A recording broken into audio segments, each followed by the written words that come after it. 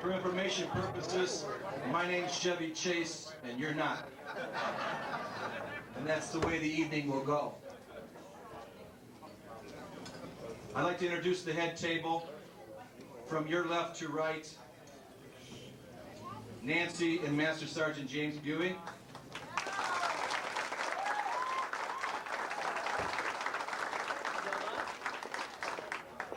Donna and Lieutenant Maurice C. Underwood.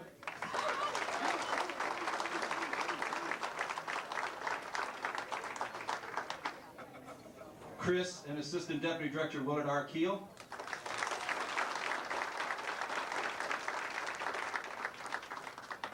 My friend Pearl.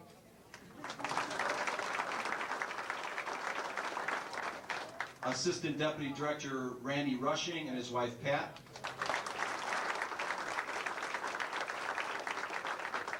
And Father Vitas Maminas.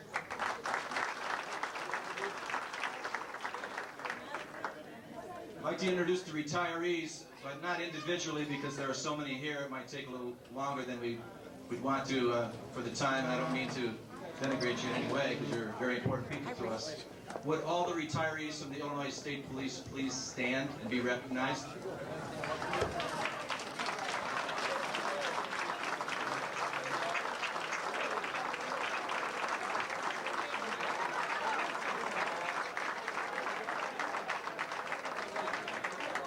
Thank you very much.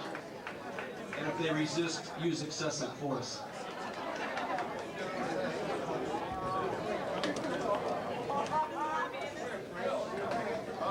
What we'd like to say is something about physical fitness, and that is, in the modern era of physical fitness, when we younger troopers came on the job,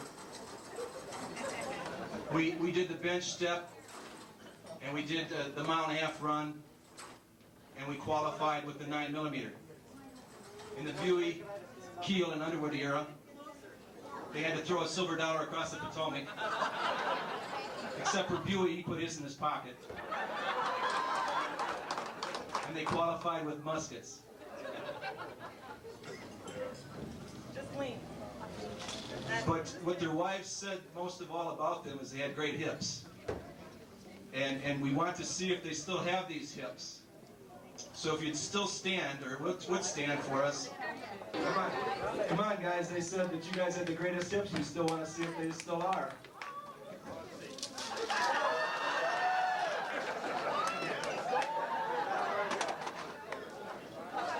Bill, I asked about your back and your wife said, who cares?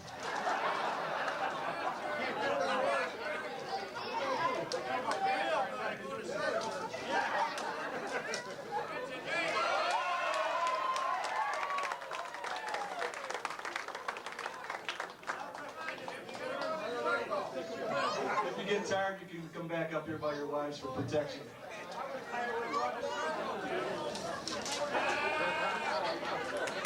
Give them a hand, they're great sports.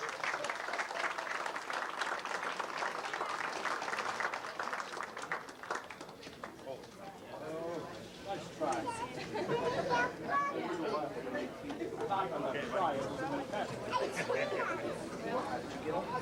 I owe you one for that, Chris.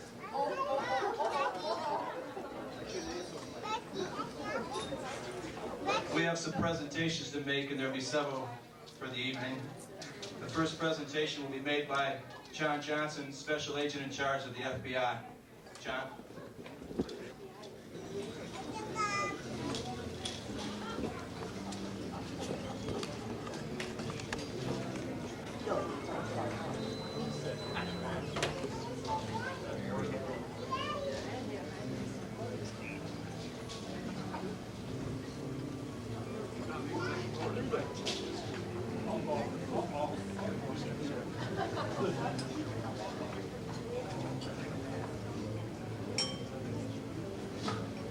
I've got so many certificates here, I gotta make sure I've got the right ones for the right people. See, well, I've got Bill right here on my right. Let me start out with you in the chair. You're the lowest ranking guy here, right?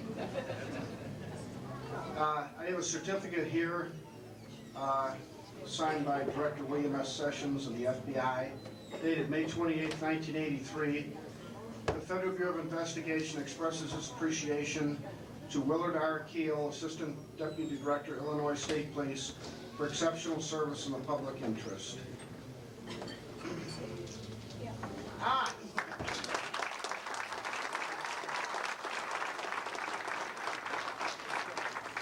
have another certificate signed by my boss, William D. Brannon, the Special Agent in charge of the Chicago Division of the FBI. The Federal Bureau of Investigation expresses its appreciation to Willard R. Keil, Assistant Deputy Director, Illinois State Police, for service in the public interest, dated May 28, 1993, signed William D. Brannon, Special Agent in charge.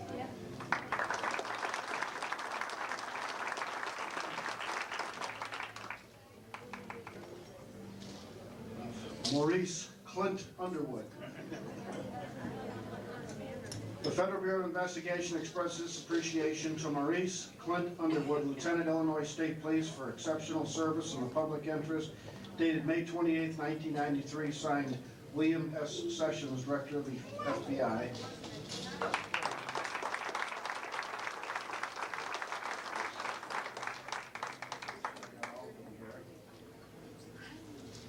And also another certificate signed by my boss, William D. Brannon. The Federal Bureau of Investigation expresses its appreciation to Maurice Clint Underwood, Lieutenant, Illinois State Police, for service in the public interest, dated May 28, 1993, signed William D. Brannon, Special Agent in charge of the Chicago Division of the FBI.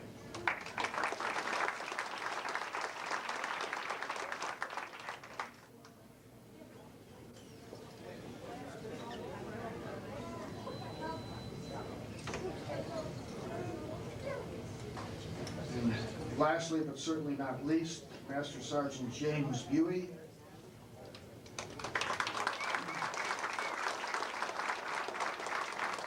The Federal Bureau of Investigation expresses its appreciation to James E. Buhe, Master Sergeant, Illinois State Police, for exceptional service in the public interest, dated May 28, 1993, signed William S. Sessions, Director of the FBI.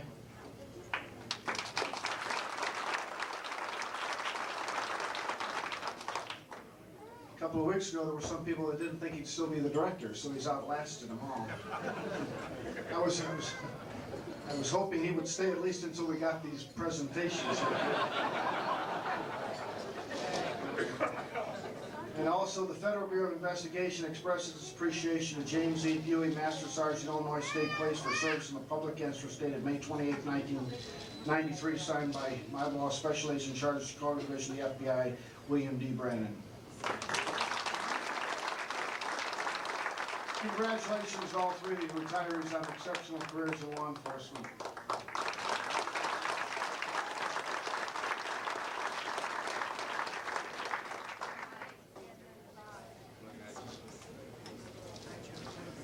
President Clinton was invited to attend, but he's giving the commencement address at the Los Angeles Barber College tonight. And we have an apt replacement in the Secret Service. Assistant Special Agent in charge, Bob Lippincott, has a presentation to make.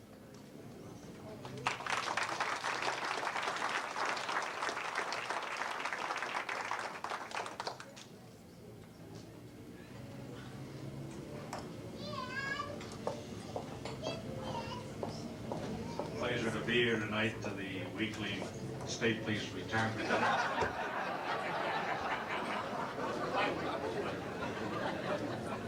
It's a real pleasure to see where all my tax dollars are gone. When everybody stood up when they said the retirees stand up. So, I guess we could call this a three-peat, right? We have three fine gentlemen here this evening. It's been a pleasure over the 10 years I've been here in Chicago to work with these three gentlemen, and I know Tim McCarthy, our agent in charge, would have liked to have been here tonight. But about a week ago, Tim called me in his office and indicated that because I spent most of the time working with the state police in the protective area, that he felt it was more appropriate that I be here tonight to make these presentations than himself. I really felt honored. Walked back to my office, and I realized it was a Friday night on a 3-day weekend. I'm sure Tim's thinking about you sitting by the fire up in his cabin in Indiana, but basically working with the troopers over the 10 years I've been here, you hear a lot of stories and so forth, and I'm sure none of them are true. I guess it was interesting, one of the troopers was telling me a story about when Assistant Deputy Director Keil was a young trooper and was out on the road. The weather progressively kept getting worse, the snow got higher, the traffic got worse, and finally ended up he was stuck in a snowdrift in an isolated area of the state. So he finally decided after his car couldn't get out, the battery went dead, that he wasn't going to sit there all night in the freeze, so he went looking for a place to find shelter, and he came upon a farmhouse that was in an isolated area. And it was kind of an old farmhouse, no electricity, they still used oil lamps, you could see through the window, so he knocked on the door, and a middle-aged farm gentleman came to the door, and he explained to him who he was and that he was stuck and was looking for shelter at night. And the farmer said, "Well, certainly, trooper, come in." He invited him in to spend the evening, and they had dinner and finished dinner, and the farmer indicated to him that you know, the only place he had for him to sleep was upstairs. He had a young boy and had twin beds in his room, and he'd have to share the bedroom with his young boy, and the farmer was very apologetic about it, but the Trooper Keil at the time, he had no problems with that. He was just looking for a warm place to sleep. So after a short while, they exchanged some stories, and they showed Trooper Keil and a young boy upstairs, and the young boy climbed in bed, Trooper Keil climbed in bed, and they turned the lamp down, and everything was kind of quiet, and Trooper's laying there, and he hears some noise beside him, and he looks over and he sees a young boy getting out of bed and kneeling down beside his bed. So Trooper figured, well, I guess, you know, if he's going to get down and say some prayers, I better too. So Trooper Keil gets down and he's out of bed, and he kneels down and starts thinking a prayer to himself, thinking he's doing the right thing, and all at once a young boy looks over and says, "Trooper, what are you doing?" He says, "Well, I'm doing the same thing you are." He said, "You better not be. My mother's going to be upset because the slop jar's under my bed."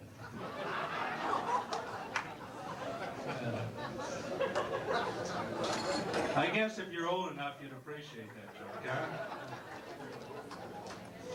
Clint Underwood, we had a nice time working together over the years, and we were fortunate in that we were able to send Clint to our dignitary protection school in Washington, D.C. And I had the fortunate opportunity of being in Washington at the same time that Clint was attending our dignitary protection school, and Clint was staying in the infamous Vista Hotel, a very nice lodging facility, and I went over one night to see if I might be able to hook up with Clint and perhaps have a drink with him while we were in town. And as I was going up the stairs to Clint's room, I happened to look up and noticed that I was following a very attractive young lady who was very well dressed in a nice fur and a very nice tight-fitting skirt. And you know, being an older fellow, I thought that I was very nice, very attractive young lady. I happened to follow her up, and to my surprise, she knocked on Clint's door. So I kind of backed up and stood around the corner a little bit, waiting to see what was going to happen. And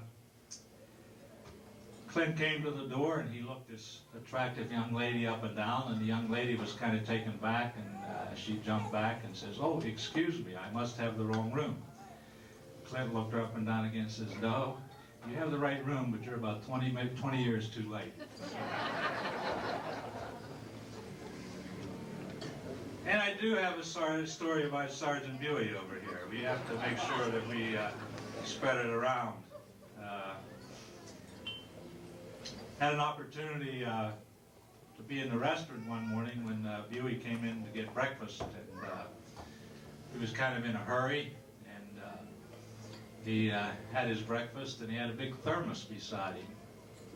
after finishing breakfast, he said to the waitress, "Say, miss, you wouldn't be able to fill my coffee jug here with this thermos with coffee, would you? I'd like to take some coffee back for all my bosses in the office." And she says, "Well, sure, we can do that." And he said, "Well, that's great." He said, "I really appreciate it." He says, "You know, this thermos, it's pretty big. It holds 12 cups. She says, "Oh, that's all right. We can fill it up. We can put 12 cups of coffee in there." He says, "Fine. Give me 4 with cream and sugar, 4 black, and 4...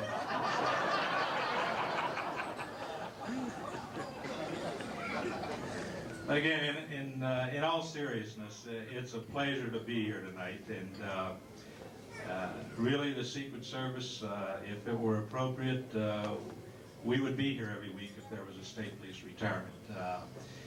The cooperation we get from the state police, the local police, and the Chicago Police Department, the county sheriff's departments, and all of the law enforcement agencies, it simply exemplifies the fact that none of us can go alone in doing this job. We depend on each other to achieve, to succeed, and sometimes even to survive. So it's our pleasure to be here tonight to make 3 presentations, and I think it would be appropriate if all 3 gentlemen would come up. I'll make the presentations together, please.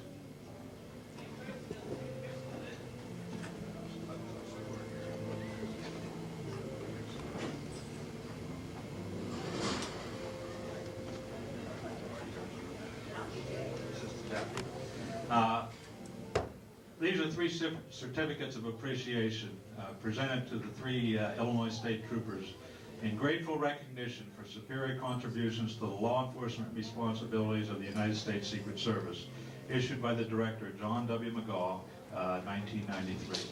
So again, from not only the Director, but from all the members of the Secret Service, we'd like to thank you for your outstanding support and contributions, and would also like to thank your families for the many hours that we kept you away from home and for the dedicated support that they gave you over the years. So again, thank you all.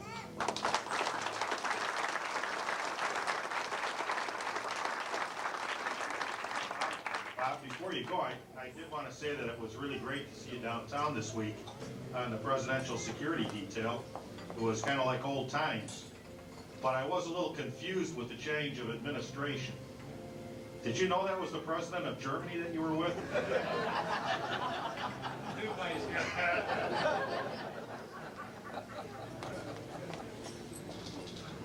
And from the Central Management Services, we have Assistant Director Rose Jennings for a presentation.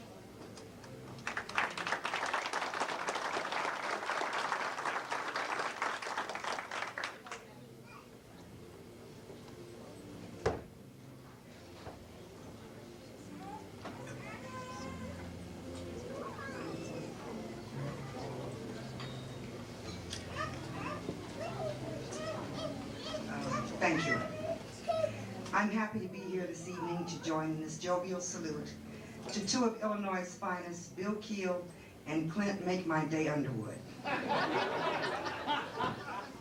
My boss, Steve Snorf, wanted to be present tonight, but felt that with legislators leaving Spring Patch en masse this afternoon, trying to travel to Chicago for this event would have meant taking his life in his hands, and there are some things that even Snorf won't do for CMS Police. That's right, although Bill and Clint are retiring from the Illinois State Police, they have spent the past months detailed to leadership positions with the CMS cops in the never-ending search for the long lost or stolen ATM machine. And all that time, they have been wondering just what they did wrong and just who is getting even with them.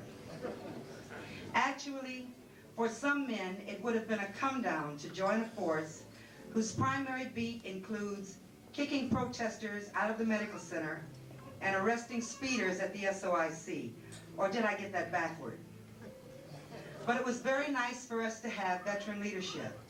I'm not saying that we have a young force, but at least Bill and Clint have enough age on them to know that the phrase, "I'm cuckoo for Cocoa Puffs," is not a valid insanity defense.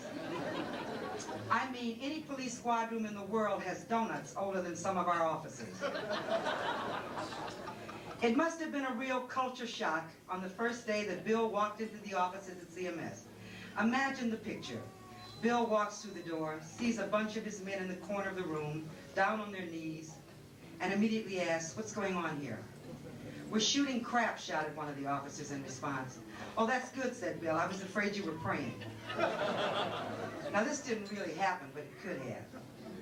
And imagine how poor Clint Underwood felt. For years, he has known, respected, and served with Bill Keil. And now he gets sent with him to CMS. He probably felt a lot like the biblical character Jonah, who after 3 days in the belly of the whale, looked up at the great beast and said, "You know, none of this would have happened if you'd kept your mouth shut." In closing, as an example of just how far these two guys have come over the years, I wanted to share with you the retirement letter they sent to Terry Gaynor. Dear Director Gaynor, as you are aware, we have been in the law enforcement business for quite some time now. During those years, we've seen many changes and opposed every single one of them. But one of the things we have learned over the years is that police officers tend to come into contact with a lot of criminals. We're not certain why this is so, but we're afraid that it isn't good for our reputations or our future moral character. We've decided to retire and go into business. We understand that there is a great market for companies to provide cab service back and forth after the Bulls game.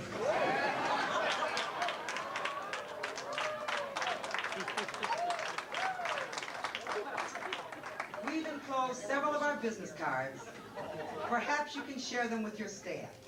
We look forward to this new opportunity to be of service. Sincerely, Bill and Great Clint. idea.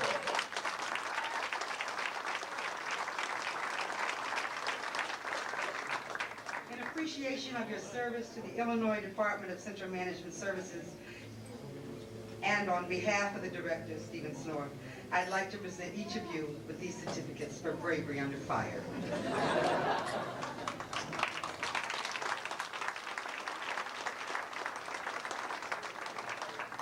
In recognition of your retirement, June 30th, 1993, from the Department of Central Management Services following a distinguished 26-year career with the state of Illinois, this certificate of appreciation is presented to Bill Keil with sincere gratitude and the fond wish that your retirement would be a rich reward for your years of faithful service to the citizens of our state. And it is signed by the Governor, Jim Edgar, and by Stephen Sorp, Director of the Illinois Department of Central Management Services.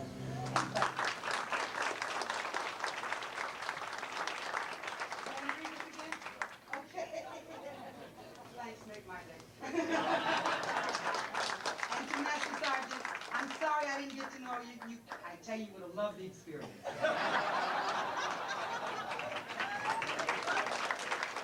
Thanks very much, Rose. Great shot.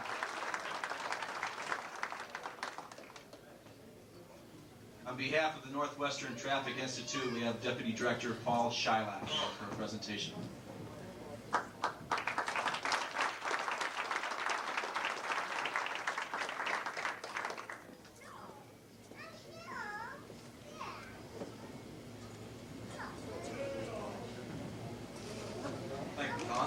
Good evening, ladies and gentlemen. It's a pleasure to be here this evening.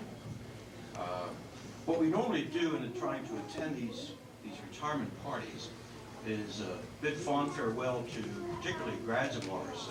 We have two premier programs, our 9-month police administration training program, and a good number of graduates of that program are here. Unfortunately, a good number of them are retired, too. And of course, our second program, our 10-week School of Police Staff and Command.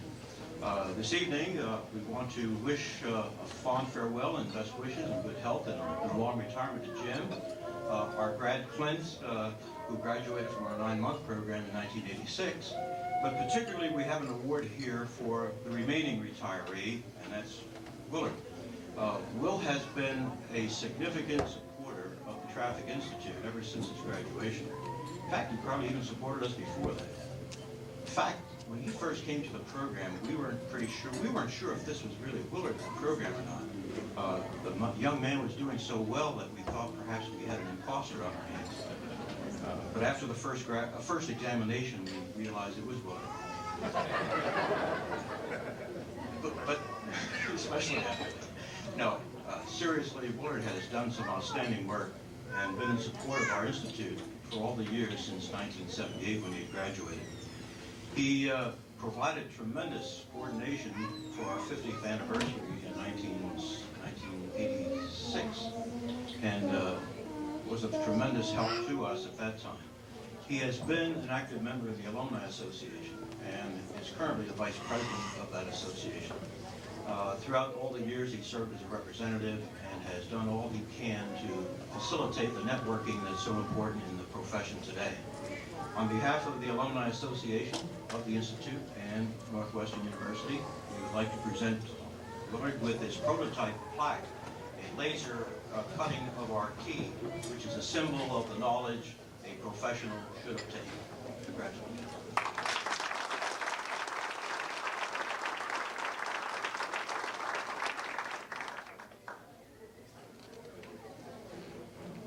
Representing the Illinois Association of Chiefs of Police is President Darrell Sanders. He's also the Chief of Police of Frankfurt.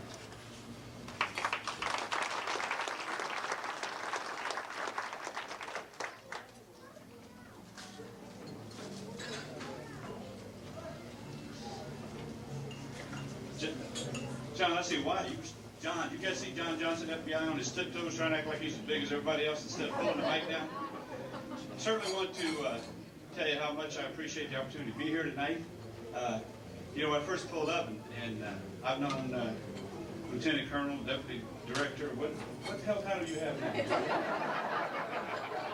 I'm serious, I've known him for 14 years, and I've never called him the same thing for a year in a row. His titles changed like the names of the divisions of the Illinois State Police. That's the only state I've ever been in where I can't figure out what we're supposed to call you guys. It's really interesting, quite fun.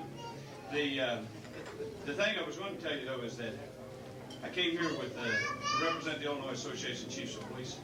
And as I pulled up, knowing Willard as long as I've known him, I saw all those cars in the parking lot, and I said, my God, how do you get all those people? I should have known he's got the lieutenant and the sergeant carrying him as usual. So. Yeah, I thought that was great. But you know, knowing Willard, it's difficult to share stories with you about a guy that's as straight as he is. He's so straight, he's boring, is what it amounts to. But he's not as credible an individual as you may think he is. I'm a sportsman, have been all my life. I believe in hunting. I grew up in the South. If you haven't detected that I have a bit of an accent. He tells me about this hunt club in South Carolina that he's going to take me to. It's a hunt club. I'm thinking, oh my God, it's really great. We're going to be able to hunt ducks. We're going to shoot turkeys. We're going to do quail hunting. We're going to do all kinds of things. I got to tell you, this thing, he takes me down there. Tell you how bad this is and what kind of guy he really is. It's a dude ranch. I mean, this is a slaughterhouse. They got these things, and he called them blinds, you know, for shooting ducks. I call them bunkers. We got all these guys out there, and they got these poor little ducks. Now, this is a true story. They got these poor little ducks. They clip their wings, and they got them up high in this little house. There's a body of water behind all these bunkers, and then they chew them out of there. I mean, they just drop the floor up, and they're trying to land, and everybody's out there shooting at them as they're trying to land. I swear to you, the first time, 2,000 rounds we fired of shotgun shells and killed 200 ducks. Yeah, and that's the other thing. He claimed he shot all 200 of them. To show you how really dastardly he is and what a kiss-up he is. That's how come he's so high up in the Illinois State Police. I think O'Sullivan was the superintendent then. I'm not sure. I think O'Sullivan is either him or Nargelinas. One of them was the superintendent. They don't like to hunt. They don't want to shoot, so he tells me he's taking me on this turkey hunt. They take us out in the middle of the woods, and there's this pen. Now, I'm telling you, I swear to God, this is true. There's this pen. They take the roof off. They take all of us and put us in a circle. There's like 50 guys out there. Put us in a circle, and then they take the lid off of the pen, and they make the turkeys fly out. The turkeys fly up in a tree, and people are shooting them out of trees. I'm being a Southern gentleman. I'm waiting my turn, right? There's this big turkey. It's the last turkey. Everybody's got a turkey. Now, Keil's already shot 3 turkeys. I don't know why he shot 3, but he shot 3. There's this one big turkey, and I'm trying to be like a hunter, and I snuck. Here I am sneaking through the woods, and I get right underneath the thing, and I raise the shotgun up because I'm going to try to shoot the head so I don't destroy any of the meat. Just as I get ready to pull the trigger, I hear this boom. Shotgun goes off behind me. Guess who? I think he was Captain in. It's Captain Keil. I looked at Willard and I said, that's my turkey. He said, oh no, that's Superintendent O'Sullivan's turkey. guy he is. I tell you, he has helped me a lot though in developing my my supervisory capabilities. He explained to me when I first come here. He said, "Darryl," he said, "you got to be very careful when you deal with people." I said, "Well, why is that?" Well, he said, "Well, sometimes people don't perceive what you're saying to them. You may think you're saying one thing and they perceive something else." He said, "Let me give you a story about how that happened." He said, "I was out playing golf one day." He said, "and I hit a golf ball and it hooked way off to the left out in this cow pasture." He said, "I went out there and I was looking all over the place and I couldn't find my golf ball." He said, "Well, while I was there, I saw this lady. She was looking for a golf ball too." And he's talking about how sore his throat was from playing golf. And I can't figure this out. He's got a sore throat from playing golf. I said, "Well, tell me about this, Willard. Make me understand." He said, "Well, we looked around." He said, "While we was out there," he said, "I saw this cow standing there. And I thought to myself," and I said, "Nah. Well, I couldn't find a golf ball anywhere else, so I walked over and lifted up the cow's tail. Sure enough, there was a golf ball stuck there." He said, "But it wasn't my golf ball. It was a Pinnacle 3, and I was playing a Titleist 2. He said, "So I stopped and I looked around." He said, "I saw that lady and I hollered, 'Hey, lady, come here.' The lady walked over. He said, I raised up her tail and said, 'Does this look like yours?' And she hit me in the throat with a knife."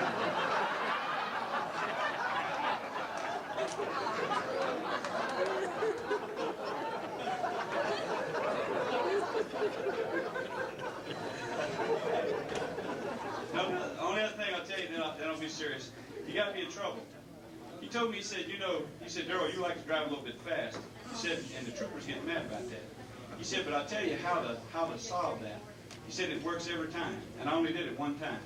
He said, "As soon as you see them hit the median to turn around on you, you hit the median and turn around on them." The guy I did it to didn't have a sense of humor. But seriously, I came here to acknowledge all, I guess, our heartfelt and deep appreciation for Willard and Chris. We believe that in the Illinois Association of Chiefs of Police, that in our careers, especially some of us that got a little bit gray in the hair and long in the tooth, that when we were young policemen, there were an awful lot of turf battles. And everybody talked about they didn't like this one, they didn't like that one. I think we've made a lot of progress towards putting all that behind us.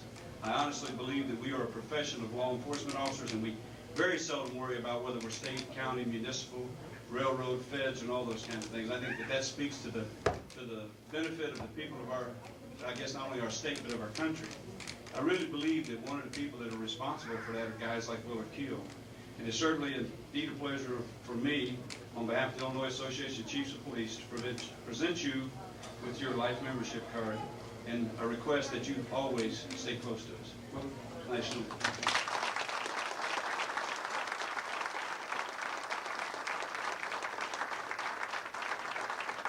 The truest part is I always do hit my golf balls out in the pasture.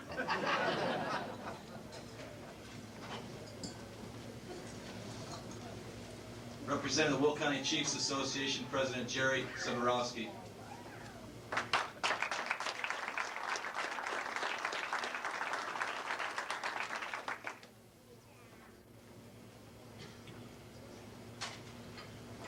Another short guy, you gotta move the mic. Darryl's always a tough act to follow, but representing the Will County Chiefs, I had the pleasure of following Bill through the chairs, and him being a past president, that was always a chore for me, because when he couldn't be around, it means I had to do his job. And one of the problems was we could never find him. Between Springfield and Chicago, I didn't know where to call him, I didn't know what to call him. And every time I saw him, he was a different rank. When I came down here in 1983, he was a captain. And then as we started going through the chairs together, he'd be a major, and then a lieutenant colonel or assistant deputy director or whatever it was. If I'd say, "Hi, Bill, what are you this time?" And he'd tell me, I said, "Okay, how long is this for, and where do I find you at?" He says, "Well, on Monday and Tuesday you can find me in Springfield. Wednesday I'm in Chicago. Thursday and Friday I'm back in Springfield again. Maybe, that's this week." But fortunately, it's all settled down for him. One of the great times Bill and I had was at one of the river picnics that the Will County Chiefs throws first September of every year, first Thursday in September. We have what's called a river picnic, and it's a nice outing for the day. And I can remember pulling up one day, and Bill, I I think he was just going into the presidency that year, maybe 1 year before that. I remember walking up to the garage at Bob Georgianis' house.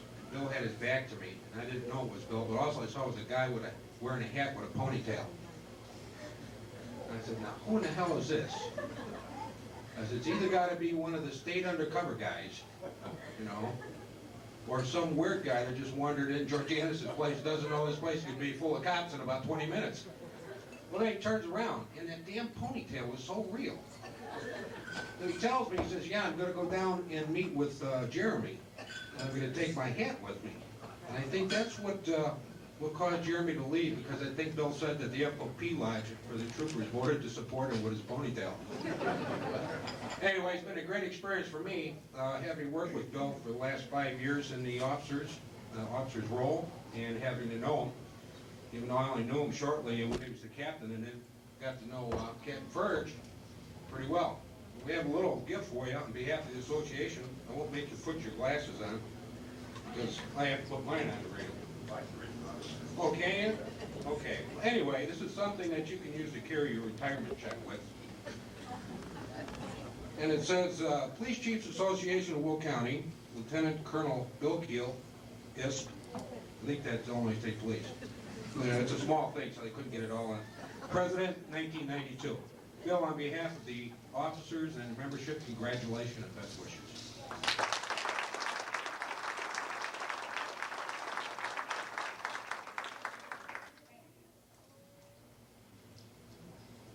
You only wish you had that much hair. Me too. On behalf of the South Suburban Chiefs, Chief Jim Brody and the Cook County Hospitals,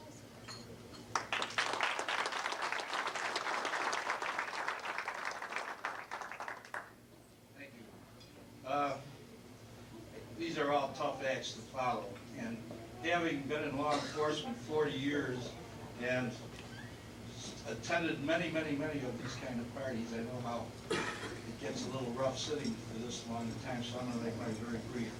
On behalf of our president, George Flittenauer, and his officers and members of the South Suburban Chiefs of Police, I bring greetings to the three retirees, especially Lieutenant Clint and Will, who were very supportive of all of the activities of South Suburban Chiefs over the years. And I know Will since he was a sergeant, so I guess I go back a little further than the rest of them. I'd like to ask Will to step up here. And Will has been an extremely supportive member of the South Suburban Chiefs. He served on many committees. He helped us in many of our programs. And he's one of these individuals that you never have to ask twice. He always is there to help. There was a lot of humor here tonight that we heard, but I can't think of anything humorous about Will because he's one of the finest law enforcement officers I've ever had the honor to meet. I'd like to present, on behalf of the South Suburban Chiefs of Police Association, a life membership card from South Suburban Association of Chiefs of Police, life member Willard Keil.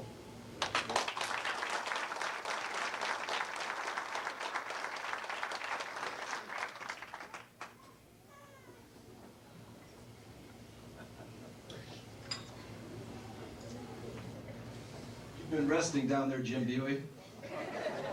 And now your worst nightmare here is Richie.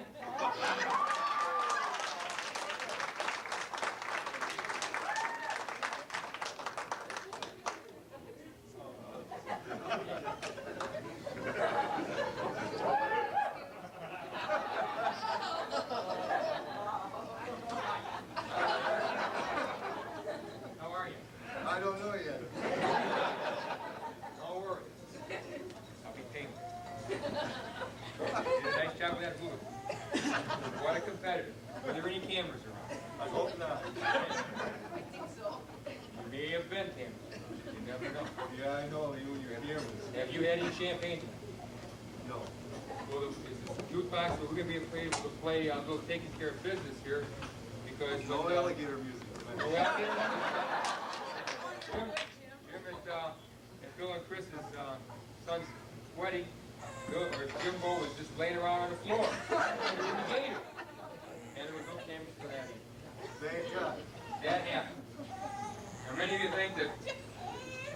that know Jim. Jim and I were partners in working for Bill Keil for a number of years at the area office.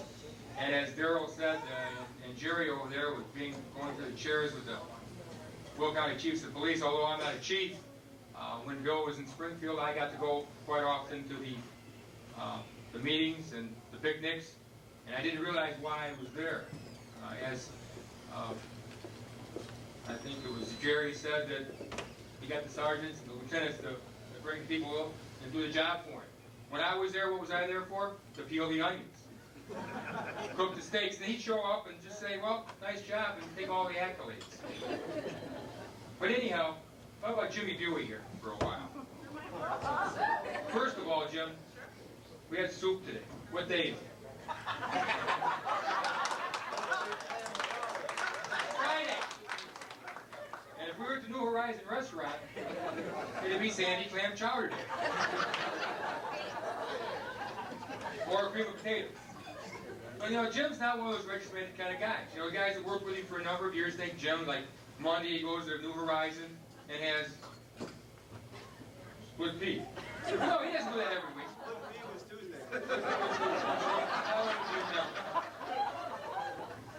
Well, when we worked together in the area office, Jimmy was one of the kind of guys that, first of all, a messenger from Livingston County.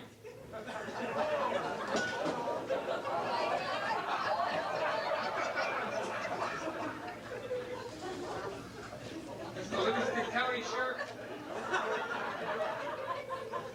This is a note from the Livingston County Sheriff, Don Wall. It's addressed to Willard Keil, Orland Park, Illinois. Don Wall was a lieutenant with the state police, and he's now Livingston County Sheriff. I happen to work in Pontiac now, and he asked me to convey his condolences for not being here today, but also asked me to read a small letter that he composed for Bill Keil. Keil's office around Halloween. We can do that.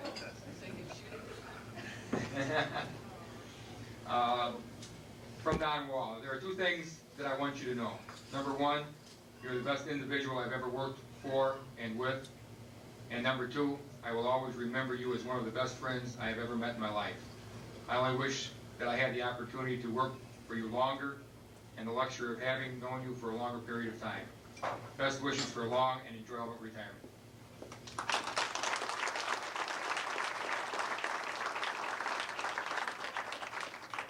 And he gets to keep the mask also. What the mask is all about, and maybe I'll just let Bill tell you about it a little bit later on, but it's a running joke that he and Don had together, and it's going back and forth for a number of years from a number of between two good friends. So, getting back to Jim Buhe now. We can't let him off the hook. See, you thought we were going to let him off the hook there, but that's not. You better drink that Bloody Mary. Yeah, you better drink it. You know, people think that Jim Buhe is like a very inflexible person sometimes. You know, people think that he's very regimented and does things, you know, like 10 o'clock he has a crumb cake every day. That's not. You know, people think that happens. You know, when we and Jim worked together there, he was always one of the guys that would go out and whenever something new was there, he'd say, gee, let me try it.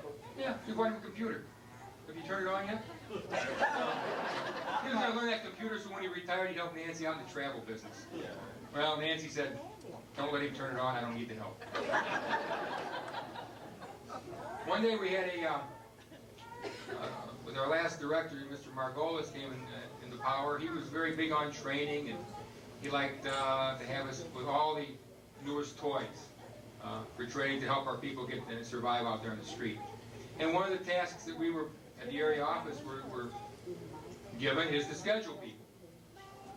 And it was only about 650 people we had to schedule. And Jim says, I want to do it. I want to be the person who does all the scheduling. I got to do that for myself because it's something I want to do. And he thought it was going to be a one-time shot. Well, we ended up doing this the second time, the third time, the fourth time, the fifth time. And after that, and I see, I don't understand the customs, because Jim, he shows his affection because he really liked it. He said, this is great, we can do more training, more scheduling. And I don't understand the customs. I didn't grow up in the city, I'm from Joliet, and this must be like a St. Rita's thing. because maybe somebody at one St. Reed's could tell me if this is right or not. But to show his affection for the director, and for those of you that were in the offices at the time, we had pictures of the director around. And one day he decided that, gee, this is such a great thing. We had his picture right behind his desk of Director Margolis. And what happens? I come in one morning and the frame's changed, and here the picture is. It's been run through the shredder. I couldn't imagine that. But, he left it there. He's got all this nice stuff to put on his wall in his basement, so he can put this in the wall. In his garage, maybe. Someplace along the line, Jim, you can have that. Yeah, thanks for this. Yeah, it's not a problem. He's a little worried about that. So, I moved on. I got sent to a different place. And Rose, I can tell you, he wouldn't have liked it downtown. Some of them wheelchair people would have came in the first day, and boy, oh boy, he'd have come unglued. He didn't have the temperament to deal with that. So what happens? We have this nice little country club out in Palos Heights. We're in a school. It's pretty nice. And there's always talk of consolidation, early retirement, revitalization. Well, what happens? Jim gets a notice that he gets maybe an early retirement coming up. So he's really planning for that. Then the next thing comes up, you got to move to 83rd and King Drive in the city. That's what our present director's picture got from shredder. Well, you'll notice he didn't do a bad job with this one. It's only halfway shredded. Because he got to retire early.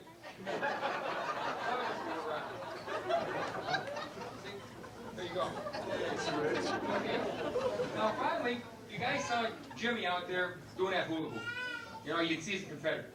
The guy is probably, he'll do anything. For a buck here and there, keeps his buck instead of throwing it across the Potomac. Well, I mentioned Nancy's a travel agent, and Jimmy, he's a Confederate. He gets well on these FAM trips. It's familiarization type things. Go out there and have a good time. Well, anything to win. Anything to win. You see, now, you see this shredder he's been taking care of? He forgot to shred one picture. This is after Jim won. This made him Employee of the Month in our office one time. Presented to by the major. He just got done. You can take a look at this, and you can tell by the head here, that's Jim. And you can tell by the legs that you don't have any pants on. And what happened was, for a ballpoint pen, for a big pen, what, 19 cents? 19-cent pen, they have a little contest on a cruise ship saying, first one that can take their pants off, wins pen. Well, you want to show them the pen, Jimmy?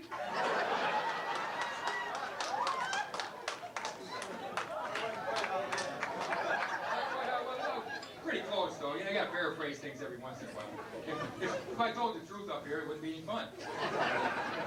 But close enough. But it did win you Employee of the Month. It was all of our staff. You guys got something you want to give your dad?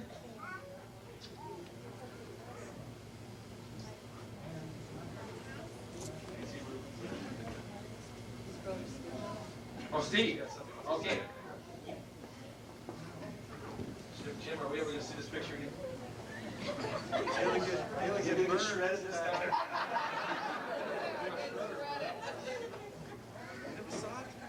We'll take it around the room. Talk about tough acts to follow. Those of you who know Master Sergeant Buhe are saying right now, this guy and Jim had their hair done by the same genealogy. It's true, Jim's my brother. And I'd like to thank you all for the opportunity to say a few words this evening on this occasion.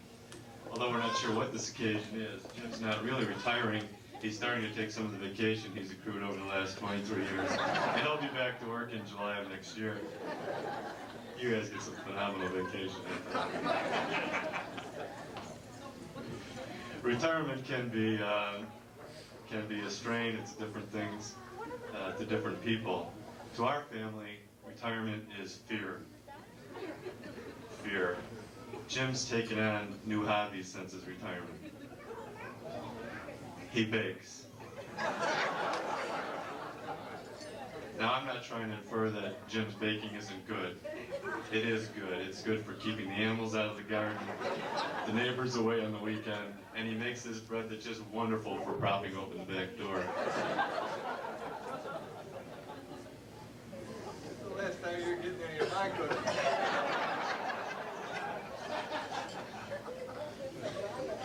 Jim has other hobbies too. He's a fisherman. Unfortunately, he started to commingle his hobbies. He started to fish using his baking goods as bait. And it hasn't helped Jim much, but the fishing at the other end of the lake has just been fantastic. No, seriously, we all need to encourage Jim to get involved in things upon his retirement. You need to keep busy, and please encourage him to get involved in new things.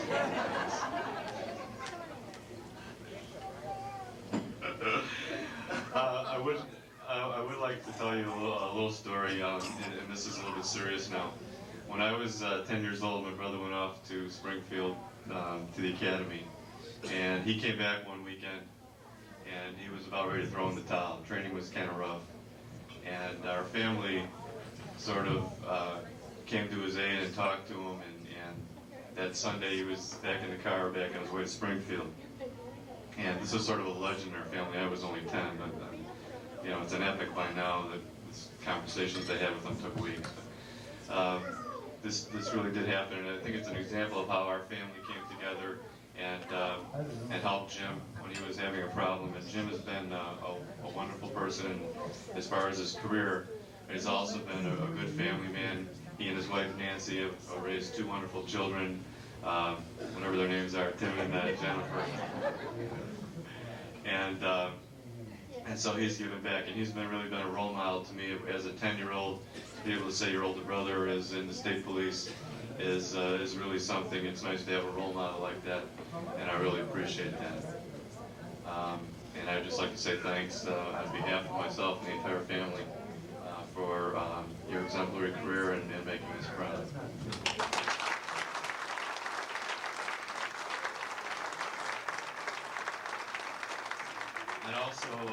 I'd also like to say that there's another story.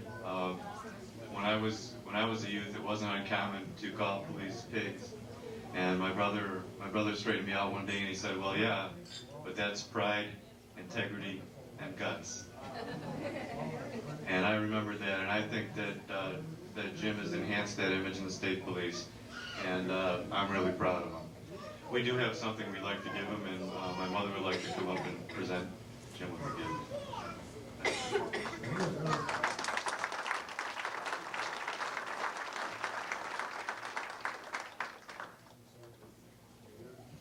Well, Jim, you are a super son, and I am very proud of you, and I love you very much. I hope you have a happy retirement, and God bless.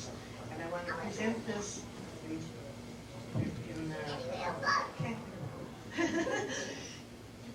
before from the family with all the love and congratulations that it can bestow.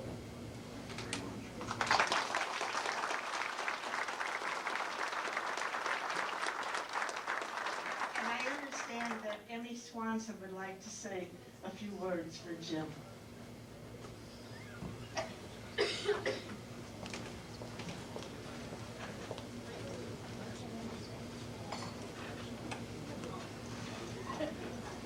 We'd like to have everybody kind of close in the center a little bit. We have, It's with my pleasure and an honor to recite to you a poem dedicated to Jim Buhe, right. written by his daughter Jenny and our fiancé Dennis.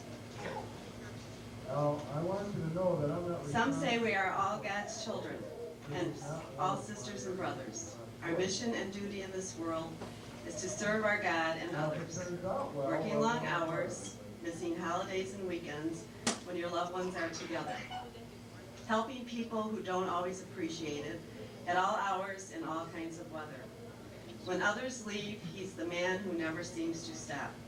But that's what makes him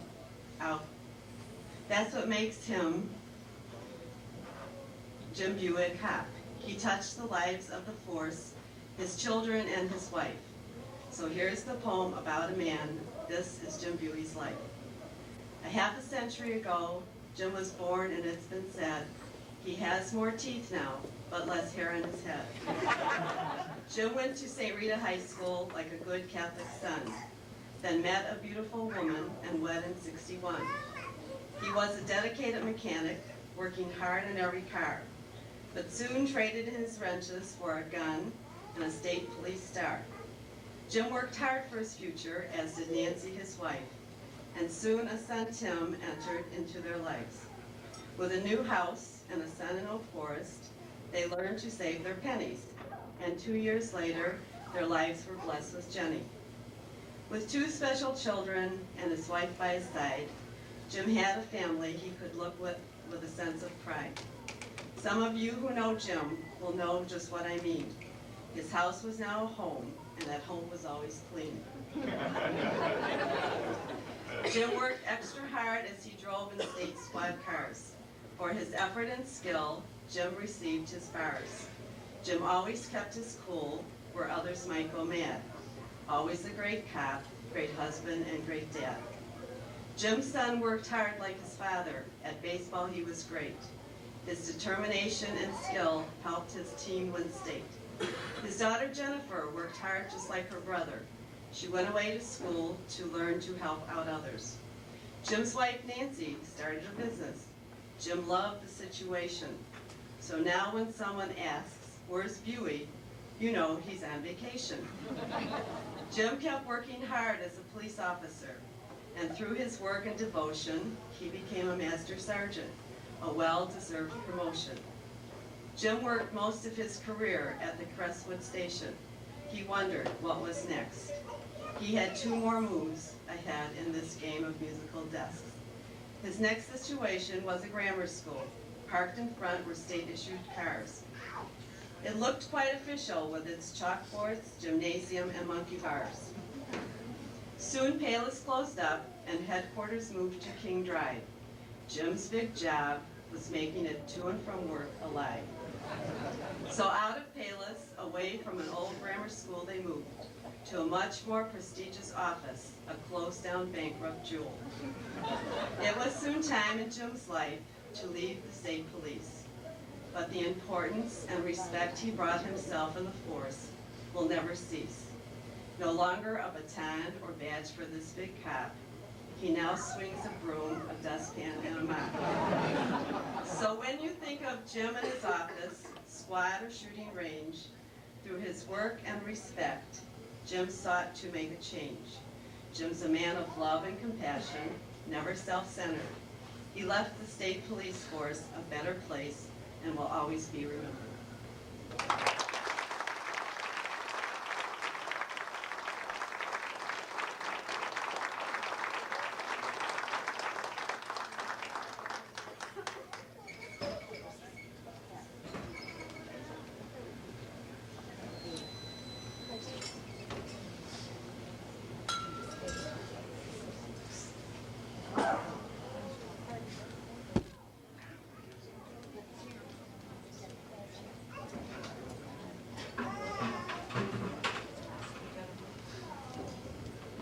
Do you have a gift, Jenny? Want to give to him?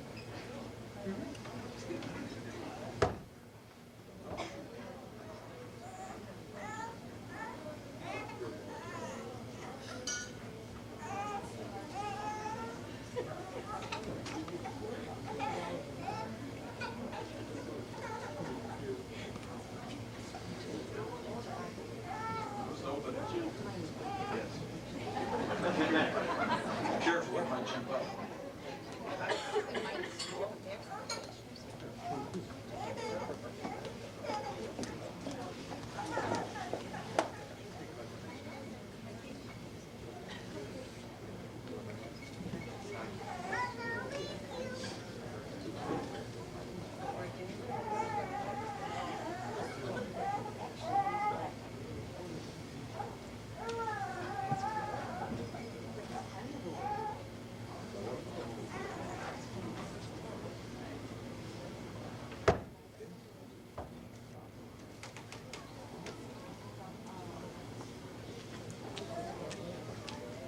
those that you can't see it, you can see it afterward, but it's a police officer with a small child, a statue.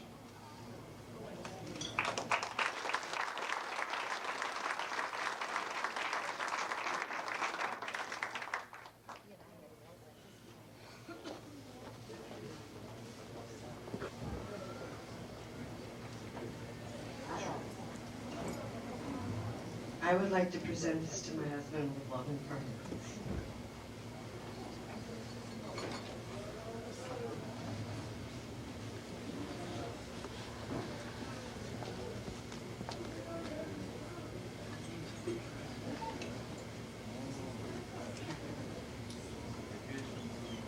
We're going to Las Vegas.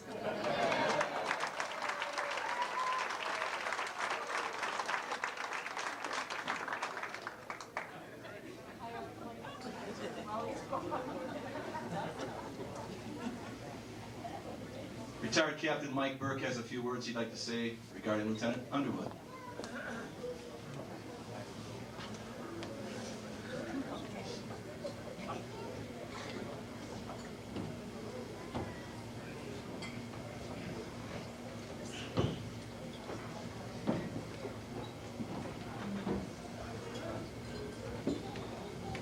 Oh my gosh. Jim, I'm leaving for Minnesota at 4 a.m. And you can forget Las Vegas and come with me. We got a spot open. Okay. These three guys I kind of come up the years with. Jim was my break-in partner. Bill was my classmate.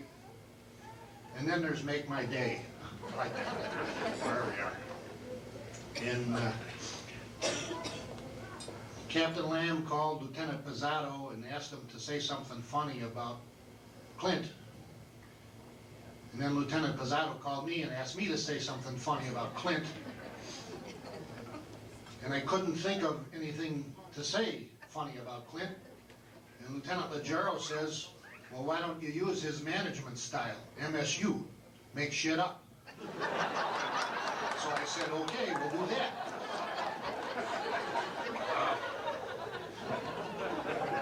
The reason I couldn't think of anything funny to say about Clint is I can't understand him. Ferge is easy, he has an accent. Clint has his own vocabulary. And being around him for a little while I could understand, but the waitresses had just one hell of a time with him. And Chief Brody said another one of the clan over at 147th and Central, where Buhe knows the soup. But Clint would open the menu and he'd look at it, and he didn't know what he wanted. He would want to order mystery meat. Nah, I think I'll have chicken tetrazzini. Oh no, that was chicken tetrachloride. Yeah, I knew it was something like that. And his favorite was Liebenkrantz on rye with Pfeffenberry sauce on the side. So I never did, the waitresses never wanted to wait on him, because I could never remember, or they just left. And he had another thing in his vocabulary that I have to be careful with. And it was some Oriental thing. Steam bath? No, that's not right. I gotta get it straight. Steam job in a blow bath. And I don't know where he ever got that, but he was talking about it all the time. And I have nothing else to say about Clint. Congratulations, all you guys.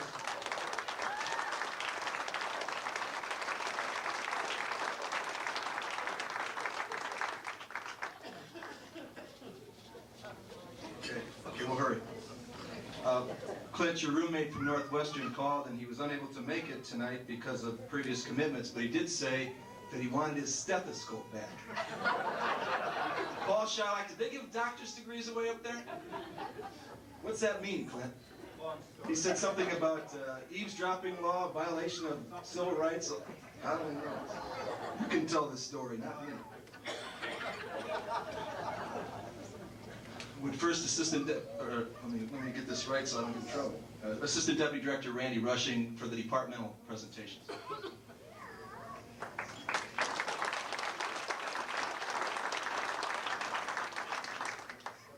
I'm supposed to come up here and be the straight guy and present all these plaques and everything, you know, and just forget about all this stuff and calm the situation down, but no way. Daryl, I heard your golfing story about Bill, and I heard actually that it was both Bill and Clint, and they were out playing golf together, and Bill hit one of those slicing tee shots over into the weeds there, and they're both over there looking, and pretty soon Clint comes walking up to Bill, and he's got his hands cupped like this, and Bill said, "What do you got in your hands?" And Clint says, "You won't believe this, but it's a talking frog." And Bill said, "Yeah, what did it say to you?" Clint says, "It said if I let it go, it'd give me a 21-year-old blonde to spend some time with." And Bill said, "What are you going to do?" He said, "Hey, buddy, at my age, I need this talking frog more than I need that blonde."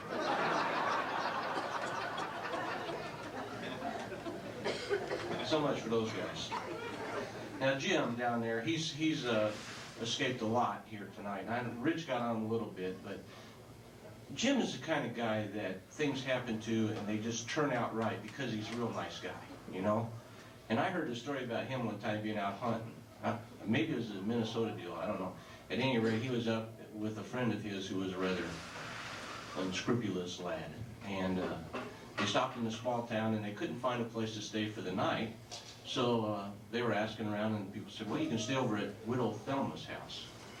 So they decided to go over and check out Widow Thelma's house, and they get over there, and Widow Thelma says, "Well, I've got a large place here, but I don't allow anybody to stay in it, but you can sleep in the barn tonight if you want." So they're in the barn, and they're both snoring away, and at one point, I guess Jim probably woke up and looked and didn't see this other guy. So, well, to make a long story short, a couple years go by, and Jim is talking to his friend, and he says, "You know that night that we were up at that farm?" The guy said, "Yeah." He said, Michael, line 1, please. Mike, pick up line 1. "Mike, will you pick it up, please?" Jim says, "You didn't by chance sneak out of the barn that night and go up to the widow's house, did you?" The guy said, "Well, maybe I did." He said, "You didn't by chance sneak into bed and like do something crazy with that woman, did you?" I said, "Well, maybe I did." Jim says, "And you didn't by chance tell her that you were me, did you?" And the guy said, "Yeah, maybe I did. Why, yes." And Jim says, "Because she just died and left me that farm."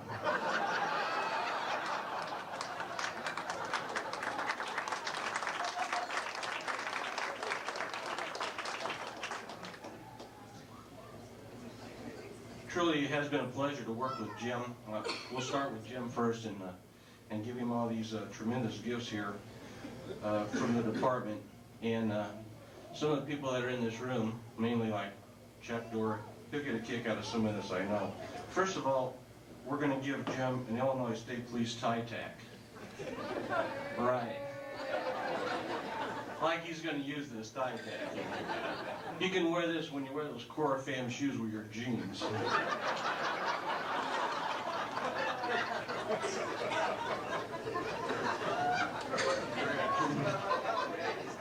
Oh, he does have them on now.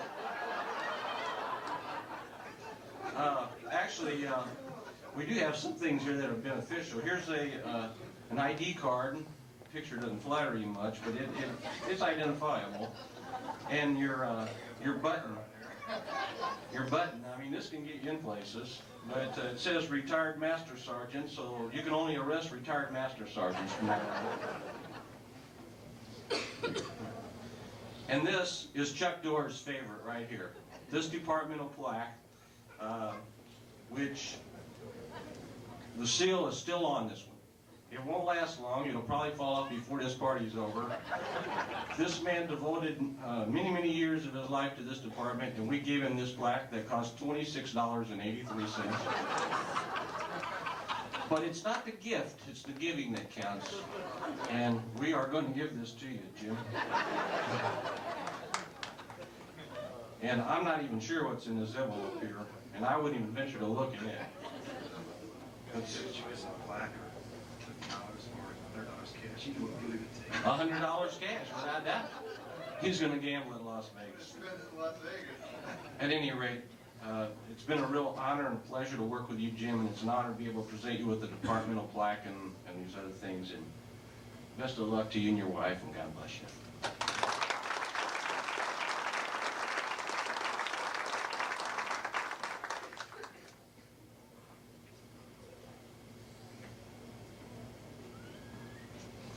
Okay, well, we got the tie-tack thing out of the way, so I don't have to worry about that anymore. But you get one too, Clint. Now, needless to say, I don't see a plaque here, so you opted for the $100 from the benevolent group as well.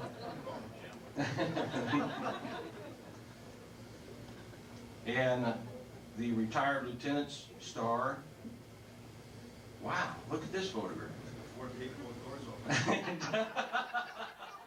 How was it going to say that? Your retired badge? And let me see. I just want to make sure they spelled your name right. Yep, it's okay. Clint, it's been a pleasure working with you. I know that when I was in field ops, you were the acting district commander, and believe me, that's a tough job. And I've done more acting than Paul Newman, so I know. And you did a heck of a job, and your career has been an outstanding one, and we really appreciate it at the Illinois State Police. Thank you very much.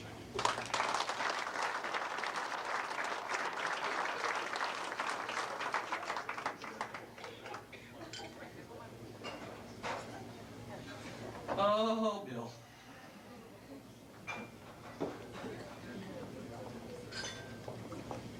Hey now, this is a little different here, yeah. Okay, Bill, you get a tie tack. It's nice. He does not, I repeat, he does not have his Core Fam shoes on today.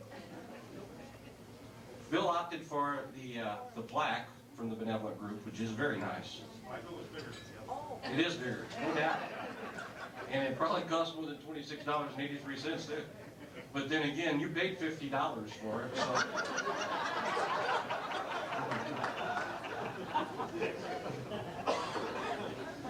Now, your check has not been opened, but I must admit the lights are bright enough that I can tell it is $50.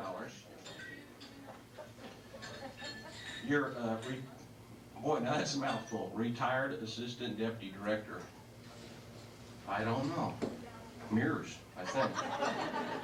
And this will come in handy whenever your stint is done, you know. And these guys, their days are over, but you still got a few days left. Rose really fronted you off, man. I mean, you know, and these shredded pictures and stuff, man, you better watch out. This stuff can come back to haunt you yet. Here's your plaque suitable for framing right here. Now, this is a presentation that the Division of Administration wanted to give to you for the time that you spent with them, and we'll just say that the state troopers wanted to give it to you too, because nobody from administration is here.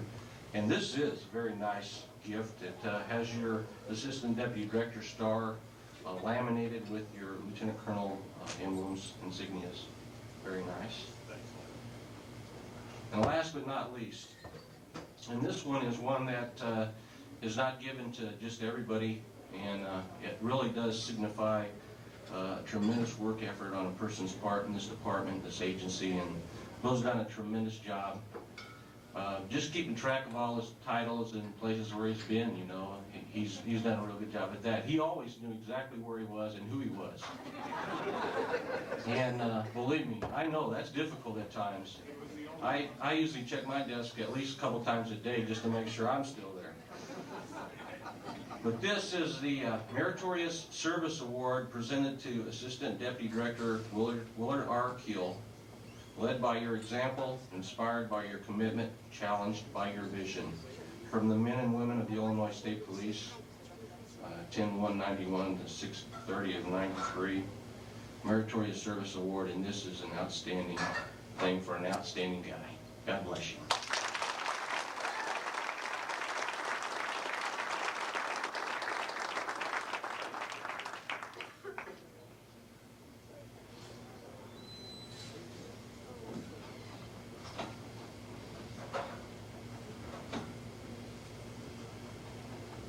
Fraternal Order of Police Representative John Cornier has a presentation. I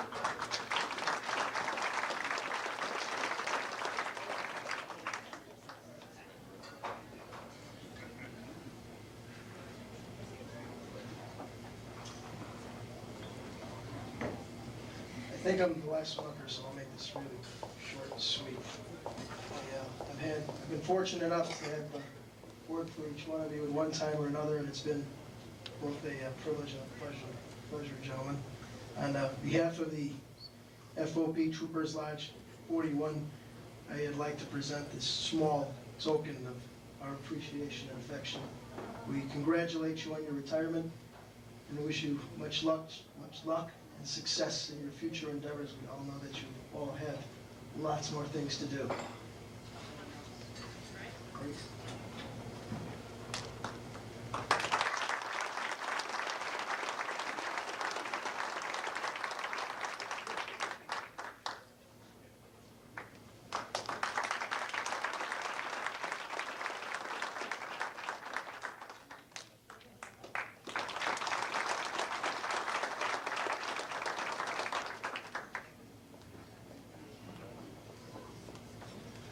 Now, each officer here, each of the retirees will have a chance to make some comments to the group here.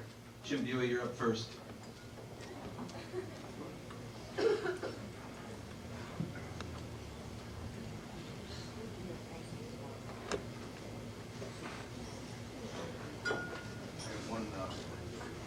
One quick gift here that I was given by Major Gore and his lovely wife Martha.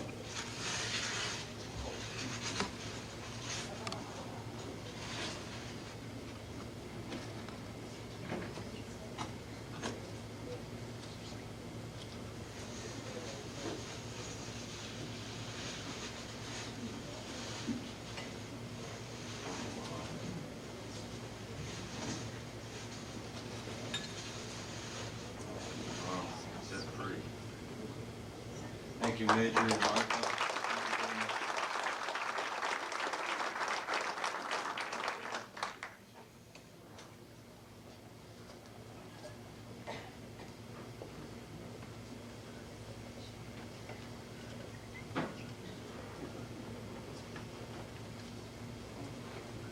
This is better than Christmas. I guess you don't get to retire every day.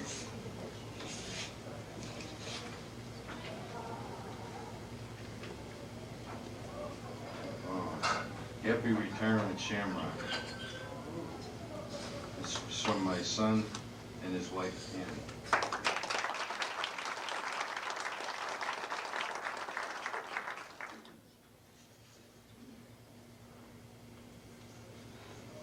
I would like to introduce a few people real quick.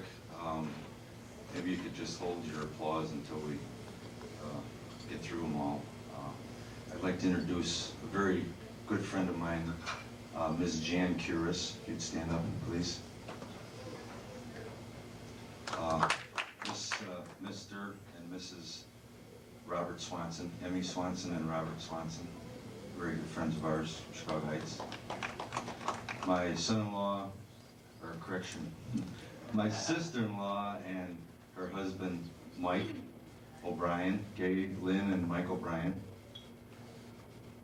I'd like to introduce also, in what order, my brother and his lovely wife, Kathy. My sister, Kathy, stand up. She's the one that sent the application in for me to get on this job, so if it wasn't for her, I probably would have never been here. My aunt and uncle, Florence and Ed Murney. My son and his lovely wife, Tim and Tammy, lives in Connecticut. I was glad he could make it here. My daughter Jennifer and her fiance Dennis. And last but not least, my mother. I guess none of this would be possible without her. And, excuse me, they're not at the right table. My sister's 2 children, Kelly Ann and Bernie. Hang on.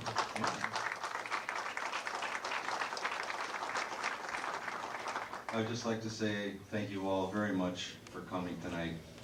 It's a great pleasure to see all your smiling faces, a lot of old faces, a lot of old timers. I really enjoyed this very much. I'm glad Richie didn't get too carried away. It's been a very enjoyable career. It was a long time ago that night when they took me down to the Emerson building and dropped me off. I laid there all night listening to them heaters go on and off, thinking, what the hell did I ever get into? But it all worked out to be a very enjoyable career, and I couldn't have picked a better career to be in. I met a lot of wonderful people, made a lot of great friends, and again, I thank you all very much for coming tonight. Thank you.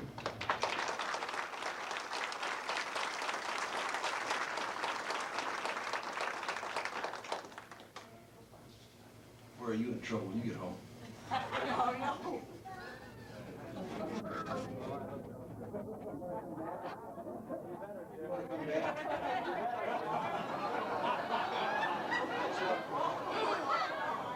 I'm in big trouble. She's gonna probably take somebody else to Vegas. My lovely wife of 32 years who put up with all my nonsense, Nancy.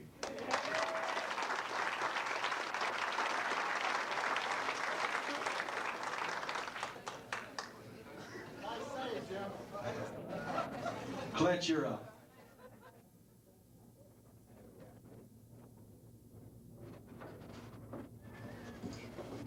There's a lot to be said, so I'll shut it down to real quick. A year ago, I was standing up here doing what Tom was doing tonight for Mike Burke and Charlie Yoes and Penny Majeski. It's kind of nice to be up here and see the fellows who came on the job before you and who guided you, who pointed you in the right direction, and who were your mentors and many times tormentors.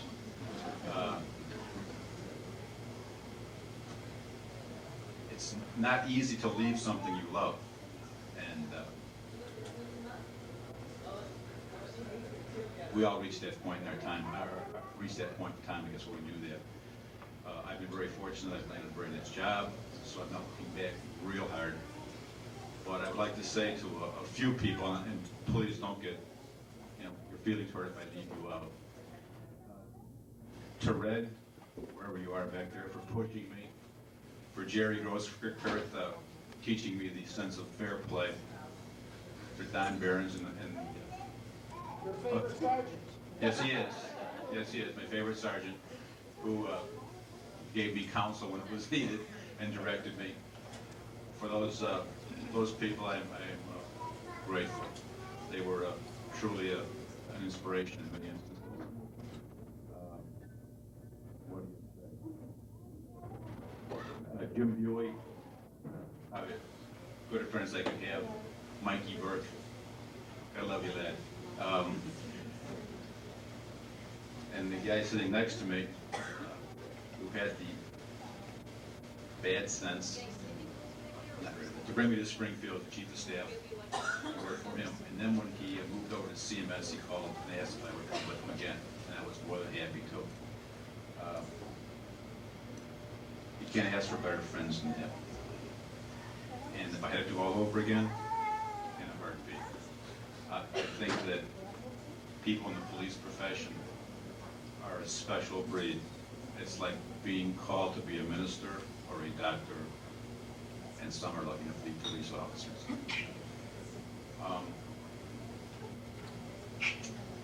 I'd like to introduce some people at the table here. I'm an only kid, so you won't have a cast of thousands, Buhe.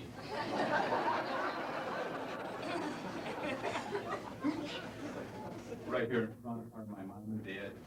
You stand up, please, no applause till at the end. My mom and dad, my oldest son Clint, who's a sophomore at the UIC, my son Clay, who is a senior at the University of Illinois in Champaign, my mother-in-law Shirley Wilhelmsen, my brother-in-law Dennis Fink and his wife Pat.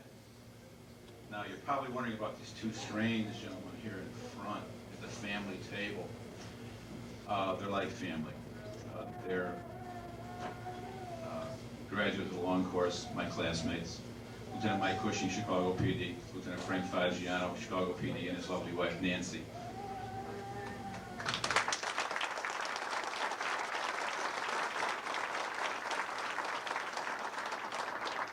Sit up here to my right, I guess your left, to my wife Donna. 27 years, and it takes a special person to be a policeman's wife. If you don't believe that, for all the times that you're gone and children are home. I would like to thank Carol Szymanski for all the hard work on this party tonight, and my friend Tom Lamb, who has guided me and pushed me in many ways. I think did a real nice job tonight, Carol and Barb and all the gals who worked on the party. I want to thank you all for coming, and in my own strange way, I love you all, and I'm going to miss you, but hopefully we'll all get together often. Thank you very much.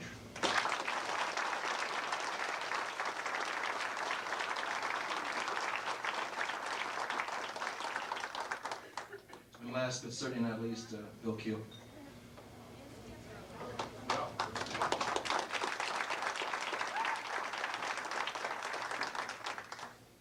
I'll try to get through this as quickly as I can because I do have a cast of thousands here. I'd like to introduce my family, and just so that I don't forget at the end, first I'd like to introduce my wife, Chris.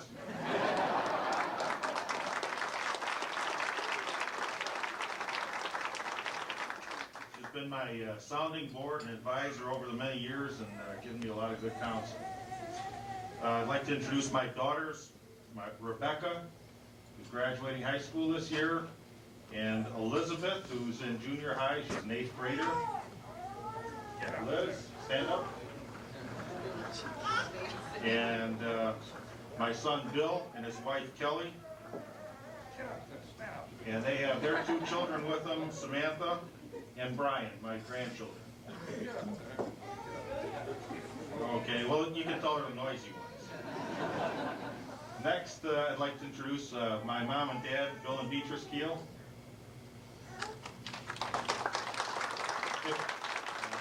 And if you can hold your applause till the end, I'll get through these a little quicker here. My sister-in-law, Marlene Lottie. Oh, she left now? Okay. And my other sister-in-law, Cecilia. She left too with the kids. Wow, they're all going. Okay, my brother-in-law, Mike Raymond, is still here. And their children were here, Douglas, Ben, Emily, and Rachel. My father-in-law is here, Bill Mogelski. And my sister, Dot Turnig, and her son, Joe. Stand up, please.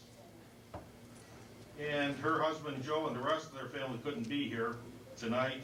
And my other sister, Barbara, and her family couldn't be here because their son is graduating high school this weekend also. We have some of our close friends here and neighbors. We have lifelong friends here. Anna and Jack Stork and their son, Matthew. Would you stand up? And at the back table, George and Jan Slater, Ken and Peggy Dumas. We've known each other, all these people, we've known each other since high school. We have very close neighbors here. They're the ones that keep an eye on us and keep us in line. And that's Ray and Sharon Drake, and Frank and Angie Natus. And last but not least, my wife's very good friend and her partner for many years, Joanne Hoagland.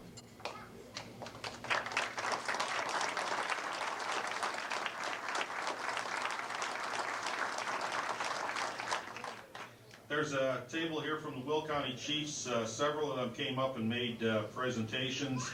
Ones that didn't come up were Chief Andy Bardo from Romeoville, and let's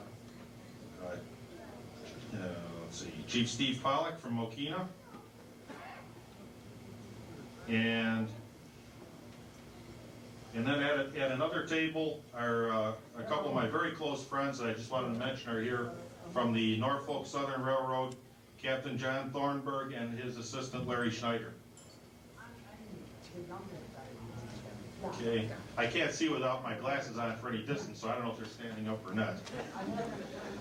I'd like to give a special thanks to Assistant Deputy Director Randy Rushing and his wife Pat for coming up tonight. It was especially great to see you here, and your friendship over the years is really valuable to me, and I appreciate it. And I'd also like to give a special thanks to Father Maminas for his assistance tonight and for his friendship over the many years. Father is a chaplain for Joliet PD and is very active with the Will County Chiefs and all the Will County Police Departments over the many years. And I'm really happy to have you here tonight, Father. Again, I'd like to thank the Color Guard for adding their special touch to everything that went on tonight. And like the ones before me, I'd like to also thank the committee that put this retirement party together, especially Carol and Tom for putting all the work into being the MC tonight. And let's see. Tonight is a very special night for me. I know these nights only come once, and I hope I don't take too much time tonight because we do want to have some 50s and 60s music as soon as this is over. But first, I'd like to thank you all for coming and making this night, our night, one that we will all never forget. It was great to see you all, especially the retirees. Although I was told not to say this, I must also thank my wife and my family for putting up with me and the job and working holidays and all the weird hours for the many years. I do appreciate their patience and understanding. And then again, they'll probably are going to be tired of seeing me now that I'm going to be retired. On tonight, I can't help but to think back over the many years that went by so fast. It seems like only yesterday that we were at the Crestwood headquarters with Mike and a lot of the other guys taking the written exam and the PT test for this job. I saw the mailboxes along the wall in the garage, and I thought each one had a trooper's name on it, and I thought, boy, would it be nice to have my name on one of those mailboxes. I've enjoyed a great career, and I have a great pride and fondness for the ISP. But it's not been work, it's been an adventure. As you all know, each day is a new day on this job, and you never know what's coming next. I had a lot of good advice along the way, though, and I learned a lot from my fellow troopers and supervisors. And many names come to mind as I stand here. Frank Dusick, who's here tonight. Frank did my background investigation, which, by the way, scared the heck out of my wife. She was afraid that she'd blow it. Ron Yankovich. Ron was my break-in partner. This was before FTOs. He taught me well and was a good mentor and sounding board through the years of my career, and I wish he could have been here tonight. Ron gave me a lot of good advice early on. He warned me about presenting the right image as a former Marine and doing thorough reports. He said that if I was ever promoted, others would look at my past work when I tried to tell them how to do things, and he was right. He also gave me some poor advice. I distinctly remember he said, "Kid, don't even think about taking a promotional exam till you got 10 years on the job." I'm glad I didn't listen. Other supervisors come to mind. Don Behrens, Gordy Ziska, Charlie Hulsel, Hank Pilato, Gene Bass, Jerry Grosker, Joe Vanek, Red Pizzera, Bob Nicola. I learned from all of them. And I'll never forget my first district commander, Captain Clyde Vasconcelos. He believed the entire district was one big family, and we were the best. Finally, I am sure that I will miss the job and being involved in what's happening to some extent. But I know more than anything, I will miss all the great people that I've worked with through the years. Whether from the Illinois State Police or from another law enforcement agency, you are the best.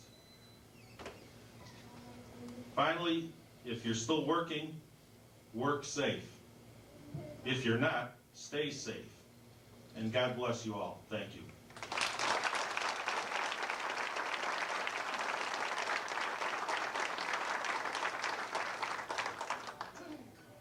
These three gentlemen are what the state police is all about.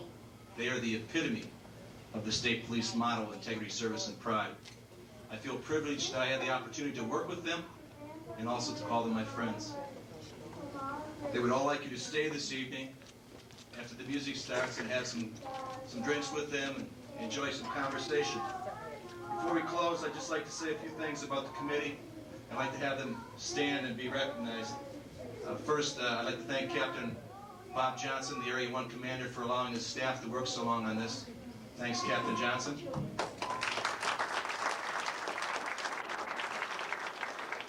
Carol Szymanski and Barb Elkins, would they please stand? They did 99% of the work.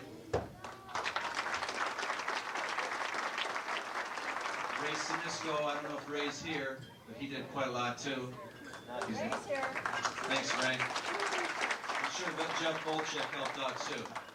The honor guard, they had to leave because we wouldn't pay their overtime. But they were from District 4, Lloyd Thompson. From District 3, Dave Nanningay. From District 15, James Nayland. And also from District 15, Frank Ochoa. The photographer for the evening is Daryl Ann Barron. And the video guy is Rich Martinez. Thanks, Rich. Thanks, Daryl Ann. Again, thank you all for coming. I know the retirees deeply appreciate it. Father Meminis, would you close with the benediction, please?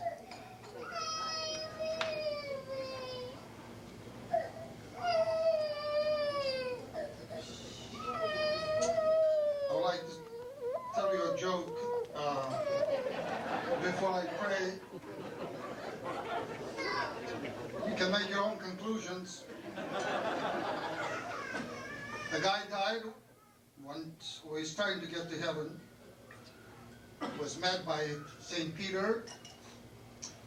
He said, "What's your name? What's your social security number?" Peter went to computer. They said, "We don't have you here." They said, "You can't get into heaven." The guy says, "Now what am I going to do now?" And then he remembered. They said, "Peter, 10 years ago I gave $2 to the church." "Oh." I said, "Let me call my boss." He said, "What do you have to say about it?" So he called God. He said, "God, we have a guy who wants to get into heaven. He claims that he gave $2 10 years ago. The answer came from above, from God. Give him back $2 and tell him to go to hell."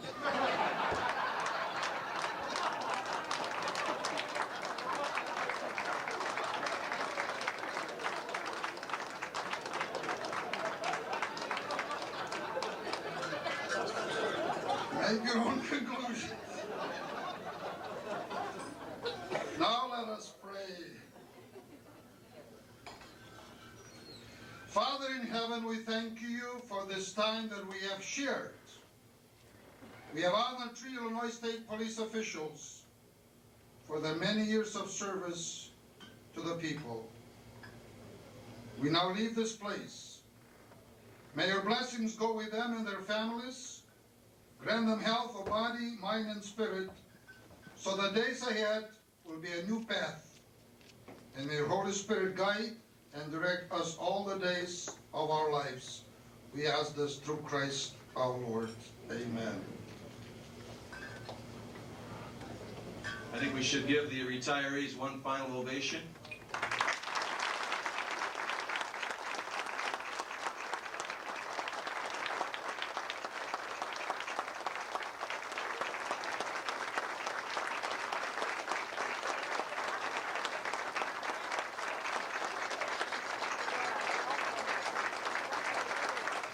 And as soon as I get up the bar's open.